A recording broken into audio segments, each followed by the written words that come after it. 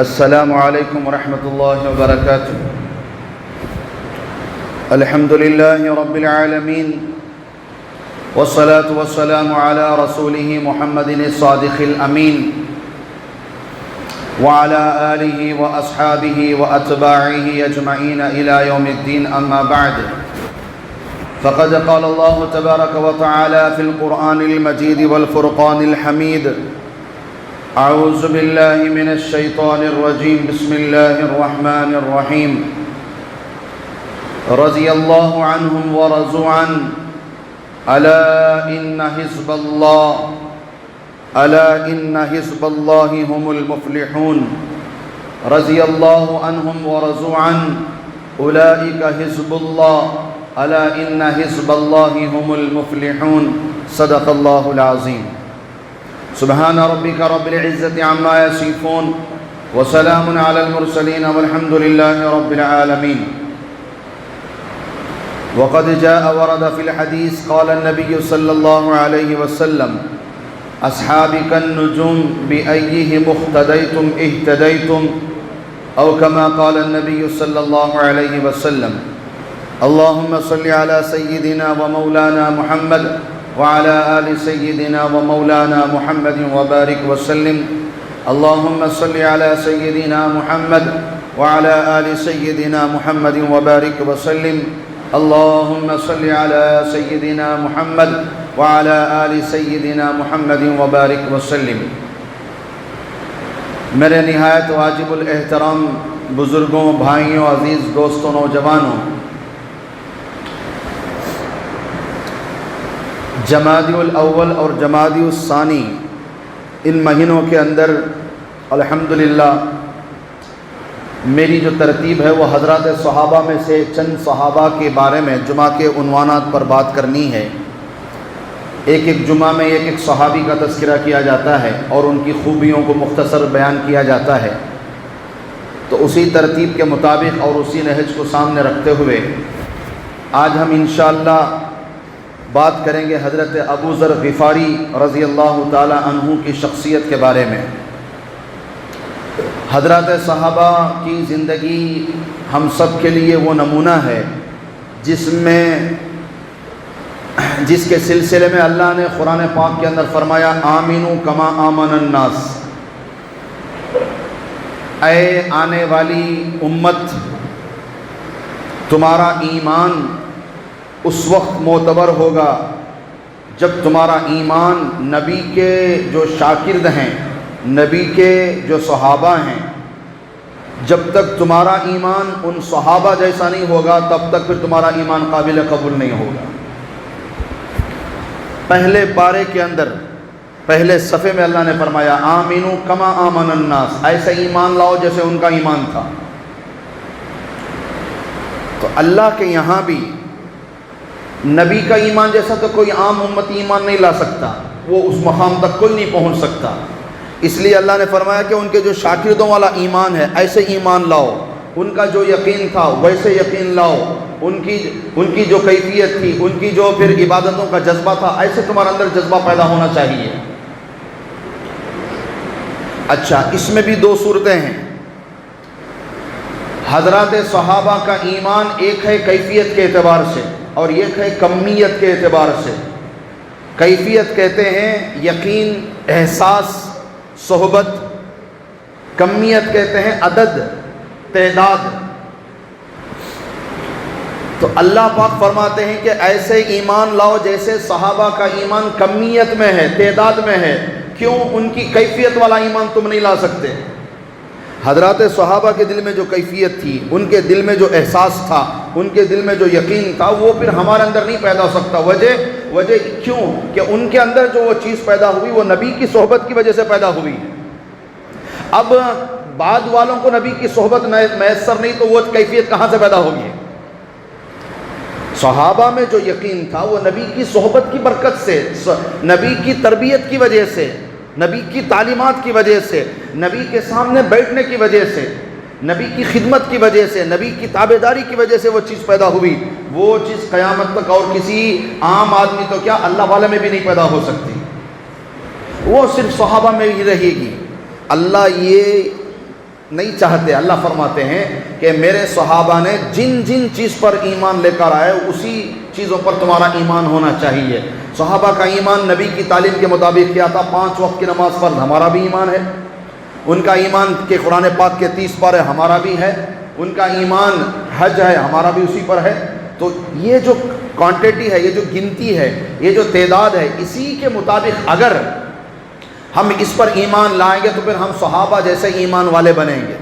تو مجھے بس اتنی تمہید باندھنی ہے کہ حضرات صحابہ جیسا ایمان اللہ بھی چاہتے ہیں اور حضرات صحابہ جیسا ایمان نبی کا بھی یہی فرمان ہے. قرآن پاک کے اندر میں نے فرمایا آمنو کما آمن الناس. نمبر 1 حدیث میں آپ صلی اللہ علیہ وسلم نے فرمایا اصحابی کالنجوم، کہ میرے جو صحابہ ہیں، ہمارے جو صحابی ہیں یہ ستاروں کے مانند ہیں. یہ اس زمانے میں مثال دی جا رہی ہے جس زمانے میں ستاروں کو سامنے رکھ کر راستہ پکڑتے تھے، اور جو ستاروں کا علم جانتا تھا وہ کہیں بھی کسی بھی علاقے میں جا سکتا تھا، اس لیے کہ ستاروں کا علم والا ایسے ہی راستہ پہچانتا ہے جیسے زمینی راستے کو لوگ پہچانتے ہیں. تو جیسے ستارے کو دیکھ کر چلنے والا اپنی منزل پر پہنچ جاتا ہے، ایسے تم کسی بھی صحابی کے پیچھے چلو، نبی تک پہنچ جاؤ گے اور نبی اللہ تک پہنچا دیں گے اور مقصد حاصل ہو گیا. تو قرآن اور حدیث دونوں میں حضرات صحابہ جیسے ایمان مقصود ہے. تو حضرت ابو ذر غفاری رضی اللہ تعالیٰ عنہ انہی 1.25 لاکھ صحابہ میں کیا بلکہ مخصوص پرہیزگار صحابہ میں سے حضرت کا شمار ہوتا ہے. اور حضرت کے اندر ایک خاص صفت تھی. حضرت ابو ذر غفاری غین کے زیر کے ساتھ غفار نہیں، غفاری نہیں، غفاری. تو حضرت ابو ذر غفاری رضی اللہ تعالیٰ عنہ درویش صفت انسان تھے، صحابی تھے. توکل اتنا اعلیٰ درجے کا تھا کہ اگر رات میں 2 روٹیاں بنائیں کھانے کے لیے، ایک خالی پیٹ بھر گیا، دوسری کی حاجت نہیں، تو وہ گھر میں نہیں رکھتے تھے بلکہ فوراً کسی غریب کو صدقہ کر دیتے تھے، یہ کہہ کر کہ جو آج اللہ کھلانے پر قادر ہیں وہی اللہ کل بھی ہمیں کھلائیں گے. یہ اس حد تک کی درویشی تھی، اس حد تک کا توکل تھا حضرت کا. سارے صحابہ کا تھا مگر حضرت ابو ذر غفاری کا تھوڑا لیول اس معاملے میں بڑا اونچا تھا. حضرت ابو ذر غفاری رضی اللہ تعالیٰ عنہ کا اصل میں نام ہے جندب، والد صاحب کا نام ہے جنادہ اور والدہ کا نام ہے رملہ. تو حضرت ابو ذر غفاری رضی اللہ تعالیٰ عنہ کا جو قبیلہ تھا، قبیلہ غفار، یہ ڈاکوؤں والا قبیلہ مانا جاتا تھا. کہ اس قبیلے کے جو ڈاکو تھے بڑے بہادر اور بڑے ہمت والے اور بڑے ہی خوفناک تھے. کوئی بھی قافلہ ان کے قبیلے کے اوپر سے گزرنے کے لیے ڈر جاتا تھا کہ ان سے کوئی نہیں بچ سکتا. اتنا خطرناک ان کا قبیلہ سارے ڈاکوؤں سے بھرا پڑا. مگر حضرت ابو ذر غفاری رضی اللہ تعالیٰ عنہ کی طبیعت شروع سے اللہ نے ایسی بنائی تھی کہ ان کی طبیعت میں ڈاکہ ڈالنا، دوسروں کا چھیننا، یہ ان کی صفت نہیں تھی. تو وہ ایک الگ صفت میں تھے مگر اسی قبیلے کے تھے چونکہ تو وہیں پر رہتے تھے. ایک مرتبہ مکہ قافلہ جا کر واپس ان کے قبیلے کو آیا تو اس میں سے کسی نے حضرت سے کہا اے ابو ذر، جیسے تمہاری عادت ہے نا کہ تم کسی کا نہیں لوٹتے، کسی کا نہیں چھینتے، کسی کو تکلیف نہیں دیتے، ہمیشہ سچ بولتے ہو، ایسے ہی باتوں کی دعوت دینے والا ایک نبی مکے میں آیا ہوا ہے، تم کیوں نہیں جا کر ان سے ملاقات کرتے؟ تو حضرت ابو ذر غفاری کو بڑی خوشی ہوئی. انہوں نے اپنے بھائی انیسا یا انیسا جو بھی ان کا نام ہے ان کو بھیجا کہ جاؤ تحقیق کر کے آؤ مکے میں. تو پھر وہ گئے، تحقیق کر کے آئے اور بھائی کو بتایا مگر حضرت ابو ذر غفاری کو اطمینان نہ ہوا. خود حضرت ابو ذر غفاری رضی اللہ تعالیٰ عنہ بنفس نفیس بذات خود مکہ تشریف لے گئے اور وہاں پر رک کر حضرت خود فرماتے ہیں کہ یہ وہ زمانہ فخر و فاقے کا تھا. حضرت چونکہ کسی کا بھی چھینتے نہیں تھے تو حضرت کے پاس کوئی زیادہ پیسے بھی نہیں تھے، تو وہاں گئے، کچھ کھجور تھے، کچھ زمزم، بس اور کچھ نہیں تھا. 3 دن گزر گئے کھجور کھاتے ہوئے، پانی پیتے ہوئے، اور کوئی چیز ان کے پاس نہیں تھی. کچھ زیادہ لوگوں کے درمیان میں آپ صلی اللہ علیہ وسلم کا تذکرہ نہیں تھا. یہ ابتدائی اسلام کا زمانہ تھا، لوگ بات کرنے ڈرتے تھے. تو 3 دن کے بعد جب حضرت علی نے ان کو 3 دن لگاتار دیکھا تو حضرت علی نے پوچھا بھائی آپ لگتا ہے مسافر ہیں، یہاں کے تو نہیں ہیں؟ ہاں میں مسافر ہوں. میری مہمان نوازی قبول فرمائیں، میرے گھر میں مہمان بنیں۔ تو پھر حضرت علی رضی اللہ تعالیٰ عنہ نے حضرت ابو ذر غفاری کو مہمان بنایا اپنے گھر میں۔ اور عربوں کی عادت ہے 3 دن تک مہمان سے نہیں پوچھتے کہ تم کس کام سے آئے ہو۔ 3 دن کی پوری مہمان نوازی جب ہو جاتی ہے تب پوچھتے ہیں کہ بھئی کوئی کام ہو تو بتاؤ، اگر ہمارے لائق ہے تو ہم کر کے دے دیں گے۔ تو 3 دن تک حضرت علی نے ان سے کچھ نہیں پوچھا، اپنے گھر میں ان کو مہمان رکھا، کھانا کھلاتے تھے، پھر واپس لا کر مسجد حرم میں چھوڑ دیتے تھے، پھر کھانا کھلاتے تھے، پھر لا کر حرم میں چھوڑ دیتے تھے۔ 3 دن کے بعد حضرت علی رضی اللہ تعالیٰ عنہ نے حضرت ابو ذر غفاری رضی اللہ تعالیٰ عنہ سے پوچھا، کوئی خاص کام آپ مکہ تشریف لائے ہیں، کچھ ہو تو بتاؤ میرے لائق میں بھی کر کے دے دوں۔ تو حضرت ابو ذر غفاری رضی اللہ تعالیٰ عنہ نے کہا، میں نے سنا ہے کہ ایک نبی آئے ہیں مکے میں، مگر لوگوں میں ان کا تذکرہ زیادہ نہیں ہے، ایک آدھ کرتے ہیں وہ بھی زیادہ کھل کر نبی کے بارے میں نہیں بتاتے، میں ان سے ملنے کے لیے آیا ہوں۔ تو حضرت علی رضی اللہ تعالیٰ عنہ پہچان گئے، فرمانے لگے کل میں ان سے آپ سے ملاقات کروا دوں گا۔ اور کل حضرت علی آئے اور کہا چلیں نبی کے پاس، جی چلیں۔ یہ وہ دور تھا خوف کا۔ حضرت علی فرماتے ہیں حضرت ابو ذر غفاری سے کہ دیکھو میں آگے جاؤں گا، تم میرے پیچھے رہنا، ہم ساتھ نہیں چل سکتے، لوگوں کو شک ہو سکتا ہے، ایک بات۔ دوسری بات، اگر مجھے لگے کہ کوئی ہمارا پیچھا کر رہا ہے یا کوئی ہمیں دیکھ رہا ہے تو میں جوتا چپل سیدھا کرنے کے بہانے جھک جاؤں گا، تم آگے نکل جانا۔ اندازہ کرے کتنا خوف والا منظر ہے۔ حالات تو مومنوں پر آتے ہیں ہمیشہ، کبھی ڈرایا جاتا ہے، کبھی لوٹا جاتا ہے مسلمانوں کو، کبھی گھروں پر بلڈوزر چلایا جاتا ہے، کبھی مسلمانوں کو بدنام کیا جاتا ہے، کبھی مسلمانوں کو جیلوں کے پیچھے ڈھکل، یہ تو حالات آتے ہیں۔ ہم پیدا ہی ہوئے ہیں حالات سے گزرنے کے لیے، اگر یہاں حالات سے نہیں گزریں گے تو پھر جنت میں کیسے جائیں گے؟ خدا کی جنت چاہتے ہو تو پھر لوگوں کی زندگی جہنم بنانا چھوڑ دو، لوگوں کی مدد کریں، لوگوں کو تکلیف دو گے، کس امید پر اللہ کے پاس جاؤ گے کہ اللہ تمہیں اپنی جنت میں داخل کر دیں گے؟ جس سے غلطی کس سے نہیں ہوتی؟ سب سے غلطی ہو جاتی ہے۔ انسان ہے، جو غلطی نہ کرے وہ فرشتہ ہے، جو غلطی کر کے اس پر ڈٹ جائے وہ شیطان ہے، جو غلطی کر کے توبہ کر لے وہ انسان ہے، جو غلطی کرنے کے بعد توبہ کرے اور توبہ پر جم جائے وہ اللہ کا محبوب ہے۔ غلطیاں سب سے ہوتی ہیں، کس سے نہیں ہوتی غلطی؟ اسلام ہمیں ایسا خوبصورت سبق دیتا ہے، اور اسلام ہمیں ایسا خوبصورت مذہب، ہمارا اسلام ایسا خوبصورت مذہب ہے۔ آپ قبرستان پر سے گزریں گے تو اسلام کہتا ہے کہ مردوں کو سلام کرو، السلام علیکم یا اہل القبور۔ ہم اس اسلام کے ماننے والے ہیں، ہم اس قرآن کو ماننے والے ہیں، اللہ اس کے رسول کو ماننے والے ہیں، جو اللہ کے نبی ہمیں کیا بتاتے ہیں؟ جب قبرستان پر سے گزرو تو کیا کرو؟ مردوں کو سلام کرو۔ یہ وہ امت ہے، یہ وہ نبی ہیں، یہ وہ رسول ہیں جو ہمیں بتا رہے ہیں۔ مگر آج ہم کہاں پہنچ گئے کہ ہم خبروں کو والوں کو تو چھوڑو، زندوں کو سلام کرنا ہم نے چھوڑ دیا ہے، جبکہ یہ وہ امت ہے کہ مردوں کو سلام کرنے کا ہمیں حکم ہے اور ہم نے زندوں کو سلام کرنا چھوڑ دیا۔ ایک دوسرے کی قدر نہیں، ایک دوسرے کا ادب نہیں، ایک دوسرے کا احترام نہیں۔ دیوار پر لکھنا منع ہے، اتنا بڑا بڑا لکھا ہوا ہے، یہاں لکھنا منع ہے، یہاں اشتہار لگانا منع ہے، تیز گاڑی چلانا جرم ہے۔ لکھا ہوتا نہیں لکھا ہوتا دیواروں پر، یہ کہیں بھی لکھا نہیں ہوتا کہ کسی کا دل توڑنا بھی گناہ ہے، کسی کے ساتھ سختی کرنا ظلم ہے، یہ کہیں لکھا نہیں ہوتا، کسی کو بے عزت کرنا انسانیت کے خلاف ہے، کہیں لکھا نہیں ہوتا۔ چیزوں کی حفاظتیں ہیں ہمارے معاشرے میں، انسان کی کوئی ویلیو نہ رہی۔ ایک دوسرے کی اگر ہم نہیں قدر کریں گے قوم کی تو پھر باہر والا تھوڑی نا مسلمانوں کی قدر کرے گا۔ غلطیاں ہو جاتی ہیں، آگے بڑھتے رہیں، توبہ کرانا ہمارا کام ہے۔ ساری انسانیت کی غلطی میں ڈوبی ہوئی ہے، سب سے توبہ کرانا ہمارا کام ہے۔ خود بھی توبہ کریں، اوروں سے بھی توبہ کروائیں، بس چلتے رہیں، سارے ہی غلطیوں کے پتلے ہیں۔ تو حضرت ابو ذر غفاری سے حضرت علی نے فرمایا دیکھ کر چلنا، راستے میں اگر کچھ شک پڑے تو یہ ترتیب کر لیں گے، ٹھیک ہے۔ تو پھر آپ گئے، آپ صلی اللہ علیہ وسلم سے ملاقات کروائی۔ حضرت ابو ذر غفاری نے آپ صلی اللہ علیہ وسلم کے مبارک ہاتھوں پر ہاتھ رکھ کر اسلام جو ہے حلقہ بگوش اسلام ہو گئے، اسلام کے اندر داخل ہو گئے، سبحان اللہ۔ پھر کلمہ پڑھ کر خوشی خوشی واپس حرم میں تشریف لائے جہاں ان کا قیام تھا۔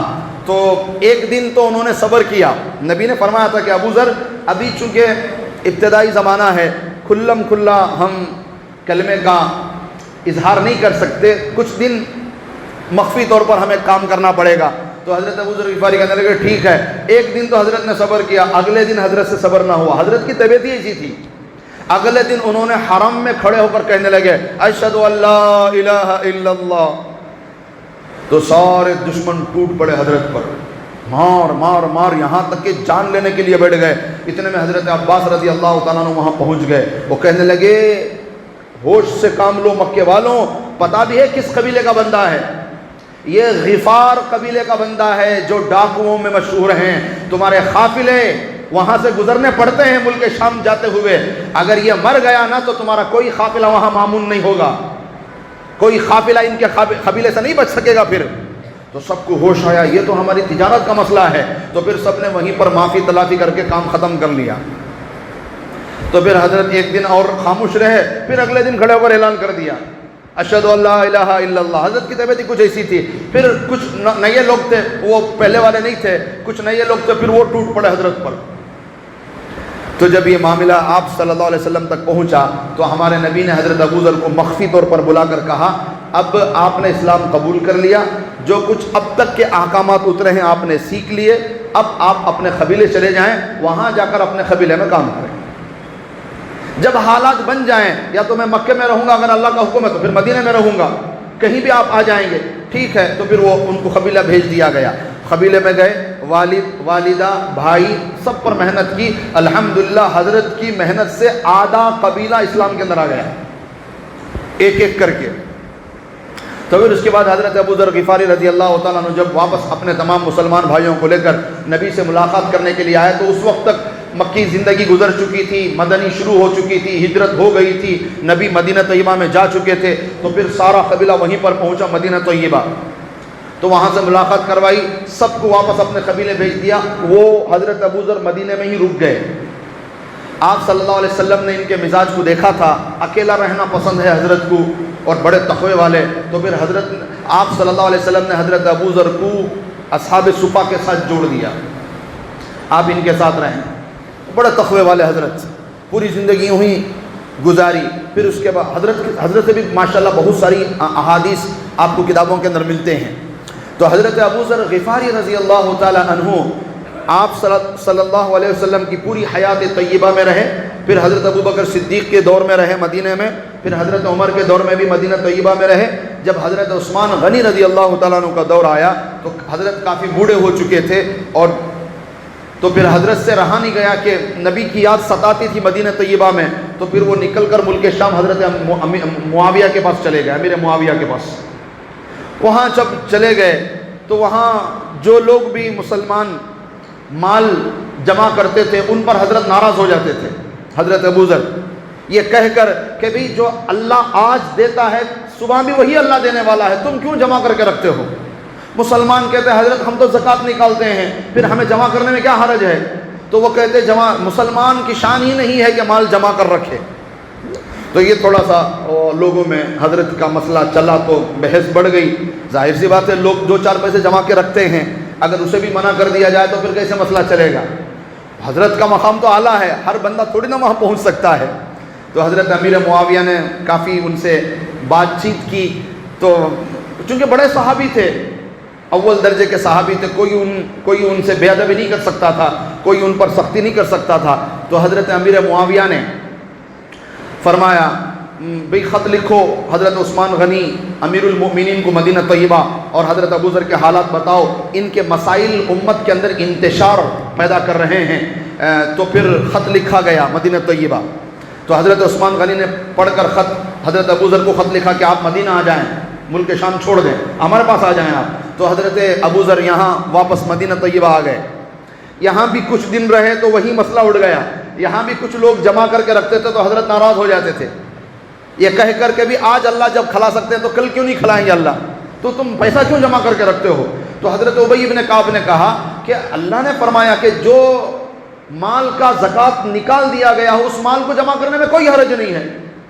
تو حضرت ابو ذر فرماتے تھے نہیں، سورہ توبہ کی آیت والذین یکنزون الذهب والفضہ، کہ جو مال کو جمع کر کے رکھے گا قیامت کے دن اس مال کو گرم کر کے اللہ داغیں گے اسے۔ تو حضرت ابی بن کعب نے کہا کہ اے حضرت ابو ذر، یہ آیت تو جو زکوٰۃ نہیں نکالتے ان کے لیے ہے، آپ سب کے لیے کیوں فٹ کرتے ہیں؟ یہ بحث چل گئی۔ تو پھر حضرت عثمان غنی رضی اللہ تعالیٰ عنہ نے دیکھا عمر کا بھی تقاضا ہے اور بڑے درجے کے صحابی ہیں، تو حضرت عثمان نے کہا کہ اے ابو ذر آپ مہربانی فرمائیں، مکہ مدینے کے درمیان میں ایک جنگل میں جگہ ہے ربضہ، وہاں پر آپ جا کر قیام کر لیں، باقی آپ کا سالانہ خرچ جو بھی ہے وہ ہم آپ تک پہنچا دیں گے، آپ وہیں پر اپنی عبادت کی اپنا باقی وقت گزار لیں۔ تو حضرت ابو ذر کو سمجھ میں آ گئی کہ اب مجھے لوگوں میں رہنا نہیں ہے، لوگ میری بات تو نہیں مانیں گے، اس وجہ سے وہ حضرت عثمان کی بات مان کر سیدھے کہاں چلے گئے؟ مقام ربضہ چلے گئے۔ کوئی وہاں پر نہیں تھا، بس ان کی سنگل فیملی تھی، جنگل ہی جنگل تھا، ایک یا دو جوڑے حضرت کے کپڑے، ایک بکری، ایک خچر سفر کے لیے، ایک بیٹا بیٹی اور ایک بیوی۔ سارے 1.25 لاکھ صحابہ میں صرف 2 صحابی ایسے ہیں جن کی ایک ایک بیوی ہے، باقی سب کی 2 4 4 بیویاں ہیں۔ اس میں حضرت عبداللہ بن مسعود اور حضرت ابو ذر یہ دونوں کی بس ایک ایک ہی بیوی ہے، باقی سب کے 2 یا 4 ہی بیویاں گزری ہیں۔ تو حضرت ابو ذر رضی اللہ تعالیٰ عنہ اپنے اکیلی بیوی اور پھر اپنے بچوں اور اپنی بکری اور گدھے کے ساتھ ربضہ چلے گئے، وہاں پر شفٹ ہو گئے، وہاں پر رہنے لگے۔ کچھ لوگوں نے وہاں حضرت کو بھڑکایا، حضرت اگر آپ اجازت دیں تو ہم آپ کا ساتھ دیں گے، حضرت عثمان کے خلاف بغاوت کر دیں گے۔ کہا کیوں؟ انہوں نے تمہیں مدینے سے نکال دیا۔ کہا انہوں نے مجھے نکالا نہیں، مجھے بھیجا ہے، اور حضرت عثمان ہمارے امیر المؤمنین ہیں، ہماری یہ ذمہ داری نہیں ہے کہ ہم ان کے خلاف کوئی بغاوت کریں، یہ تو پھر نعوذ باللہ اسلام کے خلاف کام ہو جائے گا، اور تم مجھے کیوں بھڑکاتے ہو؟ میں تو حضرت عثمان سے راضی ہوں، باقی مسئلے اپنے اپنی جگہ ہیں۔ کوئی بھی آپ کو بھڑکائے نا بات چیت میں، آپ فوراً نہ بھڑکیں۔ آپ شوہر کو بھڑکاتا بیوی کے خلاف، کبھی بیوی کو بھڑکایا جاتا ہے شوہر کے خلاف، ماں باپ کو بھڑکایا جاتا ہے بچوں کے خلاف، کبھی بچوں کو بھڑکایا جاتا ہے ماں باپ کے خلاف۔ ہوش سے کام لیں، مختصر زندگی ہے۔ غرور مت کرنا اے انسان، غرور مت کرنا اے انسان، اپنے آپ پر تجھ جیسے اللہ نے کتنے بنا کر مٹی میں مٹی کر دیے۔ ہماری کیا حیثیت ہے، ہمارا کیا مقام ہے؟ آج ہیں کل بھول جائیں گے لوگ۔ موت پر اعلان تو سارے میسور میں پھیلے گا، مجمع کتنا آئے گا؟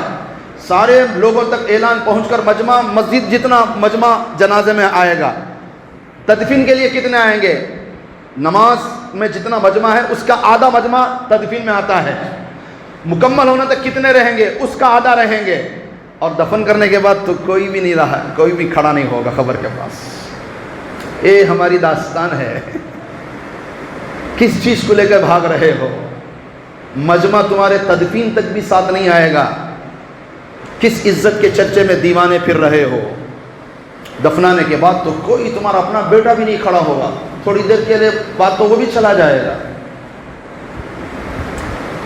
یہ مختصر زندگی ہے، یوں دیوانوں کی طرح نہ بنو کہ میں نہ، تم جیسے پتہ نہیں اللہ نے کتنے بنا کے مٹی میں مٹی کر دی۔ تمہاری کیا حیثیت ہے، کیا مقام ہے تمہارا؟ نرم بنو امت کو جوڑنے کے لیے، اور کبھی کبھی جوڑے رکھنے کے لیے مضبوط بھی بننا پڑتا ہے، کبھی نرم بننا پڑتا ہے جوڑنے کے لیے، اور کبھی جوڑے رکھنے کے لیے بھی مضبوط بننا پڑتا ہے۔ جیسے سیمنٹ نہیں ہے، شروع میں سیمنٹ کیا ہوتا ہے؟ نرم ہوتا ہے، جوڑنے کے لیے نرم ہوتا ہے، جب جڑ جاتے ہیں تو جوڑے رکھنے کے لیے سخت ہو جاتا ہے۔ سبق لیں اس سے، خاندان کو جوڑے رکھیں، باہر کی کسی کی بات کو لے کر خاندان نہ ٹوٹے، بھائی بھائی نہ ٹوٹے، اولاد ماں باپ نہ ٹوٹے، میاں بیوی اپنے بیچ میں کوئی بات آنے نہ دیں۔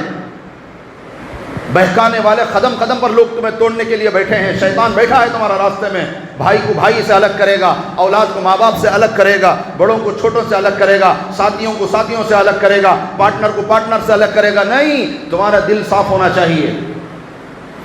ایک آدھ غلطی ہو بھی جائے درگزر کرو، آگے بڑھتے رہو، کس دنیا کے لیے بھاگے جاؤ گے؟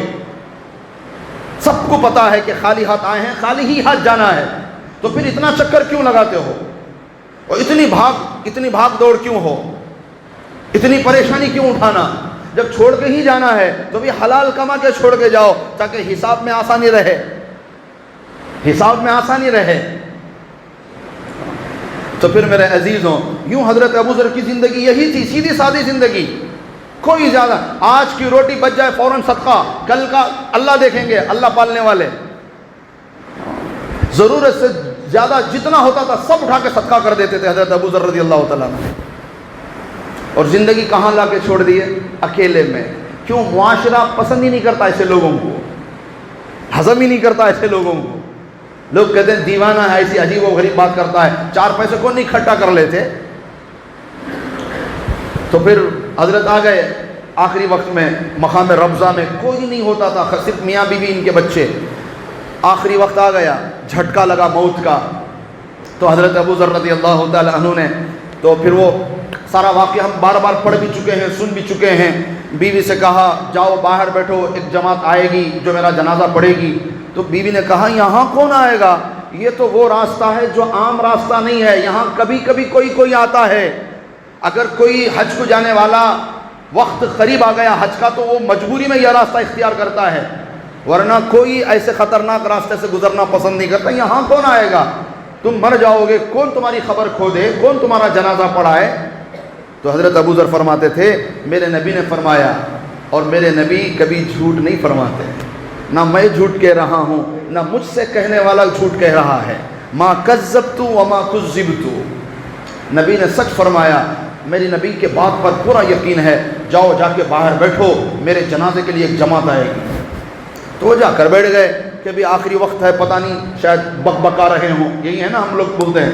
تو وہ جا کے بیٹھ گئے، اور پہلا دن گزر گیا، کوئی نہیں آیا۔ رات میں گھر والی واپس آ گئی کہ کوئی نہیں آیا۔ پھر دوسرے دن تھوڑا اور طبیعت خراب ہو گئی، کہا بیوی سے جا کر بیٹھ جاؤ راستے میں، تو جا کر بیٹھ گئی۔ شام تک کوئی قافلہ نہیں۔ تیسرا دن تو بالکل ہی طبیعت خراب ہو گئی، لگتا ایسا تھا کہ آج ہی شاید موت واقع ہو جائے۔ تو صبح اٹھ کر حضرت ابو ذر نے اپنے گھر والوں سے کہا بیگم آپ چلے جاؤ، راستے پر بیٹھ جاؤ، آج جماعت آ جائے گی، مجھے لگتا ہے کہ آج میرے نبی سے ملاقات کا وقت آ گیا ہے۔ اور بیٹی سے کہا بیٹی جاؤ بکرا ذبح کرو جو ہمارے پاس ہے، اور کھانا تیار کرو تاکہ آنے والے مہمان میرے جنازے میں مصروف بھوکے نہ جائیں۔ تو بیٹی بھی حیران، بھی کون بھی نہیں ہے، بکرا ذبح ہے، سو ایک بکرا وہ بھی ذبح کر ڈالا، کیا کرنا ہمیں؟ بولے ذبح کرو جاؤ۔ تو پھر بیٹی مجبور ہو کر چلی گئی ذبح کرنے کے لیے، کھانا تیار کرنے کے لیے۔ بیگم جا کر باہر بیٹھ گئی۔ تو پھر تھوڑی دیر کے بعد حضرت کو جھٹکے لگنے شروع ہوئے، آخری سانسیں۔ تو اتنے میں وہاں بیگم نے دیکھا دور سے کوئی دھول غبار اڑتا ہوا آ رہا ہے۔ تو پھر انہوں نے کوئی کپڑا وغیرہ ہلایا، تو اس میں سے کسی نے دیکھ لیا کہ بھی کوئی خاتون ہے، شاید مدد کے لیے بلا رہی ہیں۔ تو یہ 20 بندوں کا قافلہ تھا، جماعت تھی، جو ارجنٹ میں حج کو جا رہے تھے، جلدی میں۔ تو وہ وہاں پہنچ گئے، بھئی خیر تو ہے خاتون۔ انہوں نے پردے میں کہا ایک مسلمان مر رہا ہے، کیا تم اس کا جنازہ پڑھ دو گے؟ تو وہ جماعت کے امیر تھے حضرت عبداللہ بن مسعود، میں نے ابھی بتایا نا 2 نام جنہوں نے صرف ایک نکاح کیے، یہی ہیں۔ حضرت عبداللہ بن مسعود نے کہا اس مسلمان کا نام کیا ہے؟ تو انہوں نے کہا ابو ذر غفاری۔ تو 20 کے 20 بندوں کی آنکھوں میں آنسو آ گئے، اتنا بڑا بندہ آج یہاں اکیلے، سارا شہر جانتا تھا ان کو۔ تو سب کے سب پہنچ گئے اور فرمایا ہم ان کا جنازہ پڑھنے کے لیے نہیں، بلکہ ہماری سعادت ہوگی اگر ہم ان کا جنازہ پڑھ لیں۔ یاد رکھو میرے عزیزوں، بعض جنازے ایسے ہوتے ہیں جن میں شرکت کی وجہ سے اللہ ہماری مغفرت کر دیتے ہیں۔ اللہ مجھے اور آپ کو ایسے جنازے نصیب فرمائے۔ تو پھر وہ کہنے لگے ان کا جنازہ پڑھنا تو ہماری مغفرت کا سبب ہے، یہ تو اتنی بڑی شخصیت ہے۔ وہ پہنچ گئے اندر، گھر پہنچ گئے۔ حضرت ابو ذر نے کہا خوش آمدید، آپ کا آنا مبارک ہو۔ تو انہوں نے روتے ہوئے سلام کیا، پھر مصافحہ، بات چیت تھوڑی دیر۔ اس کے بعد حضرت کو جھٹکا لگا، تو پھر حضرت نے کہا بھائی مجھے لگتا ہے کہ بس تھوڑی سانسیں رہ گئیں، مجھے پہلے یہ بتاؤ تمہارے جماعت میں کوئی ایسا بندہ بھی ہے جنہوں نے کبھی سرکاری نوکری نہ کی ہو؟ تو سب نے ایک دوسرے کو دیکھا، ہم سب سرکاری نوکری کر چکے ہیں۔ ایک نوجوان تھا، اس نے کہا میں نے ابھی تک کوئی سرکاری نوکری نہیں کی ہے. تو کہا میرا جنازہ تو پڑھائے گا. سرکاری نوکری اس زمانے کی خلافت جس میں کوئی بھی غلط کھانے کا سوال ہی نہیں. تو پھر اس کے بعد کہا تمہارے پاس کوئی کپڑا ہے میرے کفن کے لیے؟ تو اس نوجوان نے کہا میرے پاس کپڑا یہ احرام ہے، احرام کا کپڑا جو میری والدہ نے حلال پیسوں سے بنا ہے میرے لیے. تو بیٹا مہربانی فرما وہ کپڑا مجھے کفن دے دینا. تو وہ نوجوان تیار ہو گیا. پھر اس نے حضرت ابو ذر رضی اللہ تعالیٰ عنہ کا انتقال ہو گیا. پھر غسل ہوا، اسی احرام کے کپڑے میں نوجوان نے ان کو کفن پہنایا. پھر وہیں پر ان کو جو ہے حضرت کی تدفین عمل میں آئی. جب سارا کام ہو گیا، دعا وغیرہ سب ہو گئی، تو پھر وہ جانے لگے. تو بیٹی نے کہا چچا کھانا کھا کر جائیں. تو اس نے کہا بیٹی ہم 20 بندے ہیں، تم دونوں کا کھانا بنائے ہوں گے، 1-2 بندوں کا کھانا ہوگا، ہم تو 20 ہیں، کیسے چلے گا؟ کہا تم سب کا کھانا بنا ہے. تو حضرت عبداللہ بن مسعود نے پوچھا تمہیں کیسے پتا کہ ہم آنے والے ہیں؟ تو یہ ہمارے ابا جان کہتے تھے کہ ضرور ایک جماعت آئے گی جو میرا جنازہ پڑھے گی، کہیں وہ بھوکے نہ چلے جائیں، اس وجہ سے کھانا تیار. مجھے صبح میں میرے والد نے بتا دیا تھا. تو حضرت عبداللہ بن مسعود کہنے لگے واہ واہ واہ واہ، ابو ذر کے کیا کہنے، مرتے ہوئے بھی وہ اپنی میزبانی کو نہیں بھولا ہے، مہمان نوازی کو کبھی نہیں بھولتا. تو یوں وہ میرے عزیزوں حضرت ابو ذر غفاری رضی اللہ تعالیٰ عنہ کا مزاج تھا کہ ایک سے بڑھ کر کوئی دوسری چیز نہیں رکھتے تھے. اتنے اعلیٰ درجے کے متقی، اور کون سے قبیلے کے ہیں؟ ڈاکوؤں کی قبیلے سے. اللہ نے قبول کر لیا تو پھر زندگی نے کہاں سے کہاں پہنچایا. بس آج کا زمانہ وہی ہے، جو سچائی پہ چلتا ہے، جو امانت داری پہ چلتا ہے، جو صحیح راستے پہ چلتا ہے، وہ اکثر اکیلا ہی چلنا پڑتا ہے. لوگ دھیرے دھیرے ساتھ چھوڑنے لگتے ہیں کیونکہ معاشرہ ہی ایسا ہے. مگر ہمیں یہ حکم نہیں ہے کہ سب کو لے کر چلیں، کوشش تو کریں سب کو لے کر چلنے کی. اگر کوئی نہ آئے تو پھر ہمیں ان کی طرح غلط راستوں پر چلنے کی اجازت نہیں. بس صحیح راستے پر چلیں، چاہے اکیلے ہی چلیں، مگر منزل تک امانت داری کے ساتھ پہنچنا ضروری ہے. تو میرے عزیزوں، میرے بھائیوں، میں اور آپ بھی اس بات کی کوشش کریں زندگی مختصر ہو، زیادہ میل جھمیل نہ کرو اور زیادہ بڑے بڑے پلاننگ نہ لگاؤ. موت کا کوئی بھروسہ نہیں، کہیں بھی موت کا جھٹکا لگ سکتا ہے. نبی سے ملاقات کرنی ہے، اللہ کے پاس جانا ہے، سفر میں ہیں، مسافر ہیں، جتنا سامان کم ہوگا سفر اتنا آسان ہو جائے گا. یہ آپ کو تجربہ ہوگا کہ سامان اگر سفر میں زیادہ ہو تو سب سے زیادہ مسافر کو اپنے سامان کی تکلیف ہوتی ہے. سامان ہی مختصر رکھو، چھوٹا سا مکان رکھو، چھوٹا سا دکان رکھو، مختصر بچوں کو حلال کمانا سکھاؤ. اس سے زیادہ بڑے بڑے پلاننگ نہ جاؤ. دنیا والے کر لیتے ہیں وہ الگ چیز ہے. اسی لیے صحابہ کی زندگی پڑھنا ضروری ہے. گھروں میں صحابہ کی حیات الصحابہ کتاب لیں اور باقاعدہ پڑھیں، سبقاً ایک ایک کر کے روزانہ ایک ایک صحابی کا واقعہ پڑھیں، مسجدوں میں پڑھیں. کتابیں نہیں بدلتے ہم، ایک کتاب پکڑ لے تو پکڑ لے، گھوٹیا فرض اوپر سے یہ چتار ڈالے سر کا، کتاب بدلو کر کو بولے تو حضرت کو بدل ڈالتی، کتاب نہیں بدلتے. ہاں امت بھی بڑی عجیب ہے. امت کو وہ چھونا جو انہیں پسند کر دیے، اس کے خلاف بول ڈالا ہے حضرت کو ہٹاؤ جی ہمارے نہیں بدلتی ہوگا. کتابیں بھی بدلو بھائی، قرآن ہے اللہ کا کلام ہے جو قیامت تک رہے گا. باقی کتابیں تو آدمی بدل سکتا ہے، یہ تھوڑی نا ایک ہی کتاب کو آپ پکڑ لیں تو دوسری کتاب بھی لیں آپ پڑھیں، وہ بھی تو ایسا تھوڑی نہ ہو سکتا ہے. حیات الصحابہ بہترین کتاب ہے. میری تو درخواست ہے ہر ایک گھر میں یہ کتاب ہونی چاہیے. آپ بیٹھ کر پڑھو، کبھی دیکھو آپ کی آنکھیں روئی نہیں تو پھر آپ مجھے بتانا کہ صحابہ نے کیسے زندگی گزاری ہے. اور جب ہم پڑھیں گے نہیں تو صحابہ جیسا ایمان کیسے بنائیں گے؟ آمینو کما آمن الناس جو قرآن کہہ رہا ہے کہ صحابہ جیسا ایمان لاؤ. یہ کب بنے گا؟ جب جانیں گے تب بنے گا نا. جب جانیں گے نہیں تو بنے گا کیسے؟ چند پھر بھی بیانوں کے اندر صحابہ کے واقعات پھر بھی آ جاتے ہیں، مگر بہت سے صحابہ کے ایسے واقعات ہیں جو نہیں آتے.